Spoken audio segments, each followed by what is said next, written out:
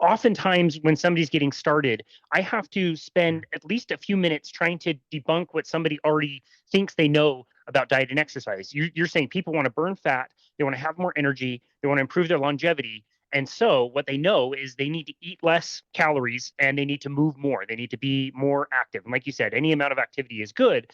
Can you talk about how that way of thinking can create quite a trap for people?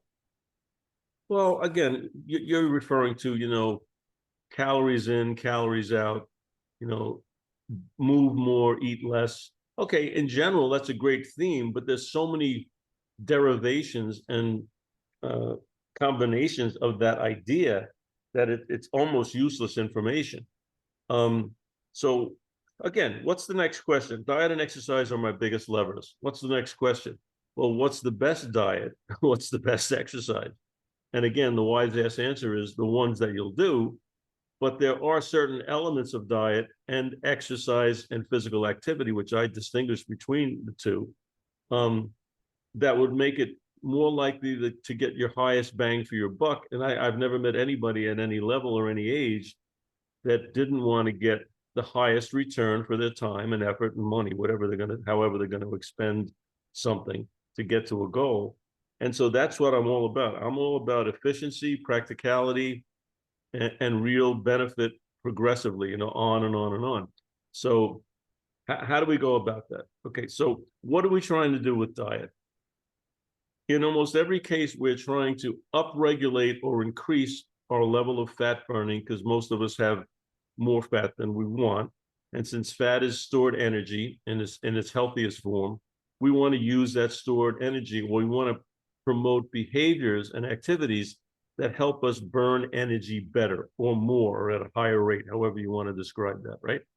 Okay, so what does that mean? Does it mean eating less? It can in some instances, sure. Okay. Obviously, if you eat less, you'll have less fat to burn and store, and you'll have less of a problem with that accumulation and the metabolic chemical consequences of that. Okay. But how do you do that? In other words, it'd be like me saying, listen, you're eating a lot of stuff because you feel hungry, stop it. And then I'll see you next year. Okay. Oh, that's ridiculous. Okay, it's a good Bob Newhart. If you ever go online and look at Bob Newhart, there's a thing. He's a psychiatrist and he has a thing called "Stop It." And I'm giving away it a little bit, but it's the funniest damn thing. In any case, so what do you do? Okay, so you try to make changes. If you do the same stuff you're doing now, you're not changing anything. So what are the changes that are least intrusive and most productive? So with regard to eating, you got a couple or three ideas. One is volume, how much you eat. There's no question about that. Two is composition. And it really does matter. It's not so much or exclusively the number of calories that you take in. It's what those calories do to your body. What do they make your body do with regard to storing, using, and wasting energy? Okay, that's your balance. And we're not just mechanical, devices. We are hormonally, enzymatically structured, complicated chemical beings. So understand certain foods trigger the impetus to store that energy, like a hibernation hormone like insulin. Okay, and some produce a high turnover rate or more difficult to store are higher energy immediately kind of foods. So we try to regulate what are we eating and what's the consequence of what we're eating, what we call metabolically, in other words, chemically, what's going on. So we're trying to reduce, I think in most cases, the storage hormone, the hibernation hormone insulin, which sustained us through famine as we developed as a species. Okay, so it's a strong, strong hormone. It dictates a lot of what goes on in all the cells in your body. We have insulin receptors in just about every cell in the body. So it's important. So we want to control that hormone. It is impossible, okay, and I say this, impossible to grow fat cells in a petri dish or in a body without the presence of insulin. So think about that. That to me is a pretty interesting statement. Now, there are different philosophies or different scientific views about how we control that. but it's at its simplest form, insulin is a hormone that responds directly to sugar. Okay. And sugar or carbohydrates are just sugars that are bunched up together. And there are simple carbohydrates like sugars and fruit juices and things like that. And there are complex carbohydrates like the fruits and the vegetables and the grains and things like that. Complex means it's got fiber and it's got nutrients and it's got sugar together, okay, bunched up together. And we call that starch or whatever we want to call it, okay, different names. So we have to be conscious, I think, primarily of controlling the carbohydrates. And I don't say low carbohydrate necessarily, but because the number of carbohydrates we eat, the amount of carbohydrates we eat now are huge relative to what would be considered a good energy mix. We just don't need them. There are what we call essential fatty acids, so fats that we need to eat pretty much on a daily basis in order to function and structure the body properly.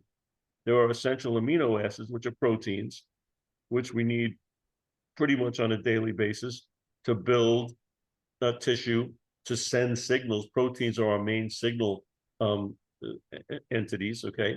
So they are essential. There is no such thing as an essential carbohydrate. Okay, now carbohydrates at best carry along with them fiber, which some people think is important and other people think is absolutely irrelevant. They do carry with them some vitamins and minerals and things like that, which again, depending on your philosophy or your science read, you can get from other sources. But suffice it to say that carbohydrates, in my experience of 50 plus years, are the main culprit. But theoretically, any energy that exceeds what we need to use in a healthy manner has to be stored. That's okay. We have fat cells to store them. But when those fat cells become overwhelmed at their capacity, then we have a problem. And that's what's happening. That's why we're getting heavier. That's why we have obesity. And on the other hand, now we have exercise. What does exercise do? So a lot of people say, well, you can't outrun a bad diet. And to me, that's just, it's a senseless saying. It's like saying most of the time you can see the sky is blue. Okay, that's good information. Now tell me something that's useful. Okay, so here's the point. There are two delineations that I make between exercise and activity. Why do I do that? Because we know that as a species we were active. Okay, the average what is it? The average most efficient walking speed for the whole human race is between 3.2 and 3.7 miles an hour. What does that tell me? That tells me that as a species, that's about how fast we move to have cognition of our surroundings and not overwhelm our energy system so we got fatigue. We could do this for a long period of time, to move to shelter, to water, to a place where maybe we could hunt at some point in time. So that's activity. If you don't do activity, if you don't do some kind of movement, whether it be recreational or sports activity or just something as simple as walking the dog around the block, you're probably sedentary, and that in and of itself, that status provides a problem.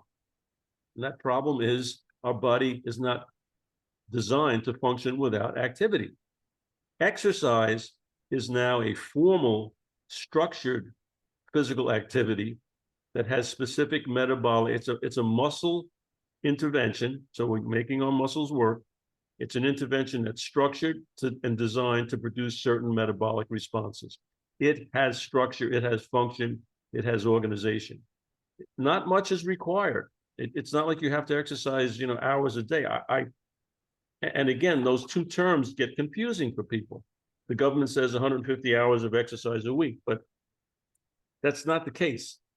You probably don't need more than 30 minutes of exercise, formal exercise. And I'm talking about what we call high intensity exercise, and I'll describe that. But activity should be done on a daily basis in order to offset sedentary behavior. What does that mean? That means even if you exercise, a couple times a week, you do it vigorously, you do it at whatever level is productive, and you are sedentary, you sit on your ass at your job, you drive to it, you drive home, you sit on the couch. If that's your lifestyle, you have a risk factor equivalent to smoking a pack of cigarettes a day. The body doesn't function without physical activity, physical movement. And some of it can be so simple and so brief, but you need that. You need that activity on a kind of a daily basis. I'm pretty sure that it's not something ominous, I'm pretty sure it's palatable is what I'm really trying to say. But the exercise is absolutely required for optimal health, and optimal metabolic health. And metabolic health means all your organs and your systems working at a vigorous, kind of a youthful level. And so that's the formula. The formula is controlling carbohydrates, and as Ben Bickman says, prioritizing protein. Without protein, we can't build tissue. And as we get older, and I don't mean like 90, as we get older, like 40, we need to prioritize protein because muscle loss is a normal consequence of our society. And that's a whole nother problem, muscle loss. So some people even say that diabetes is not a sugar problem, it's a muscle problem, that the muscles can no longer store glycogen, which is sugar, in a healthy manner because they start to atrophy. And now we have a sugar problem, which becomes diabetes, and that's a whole other catch-22.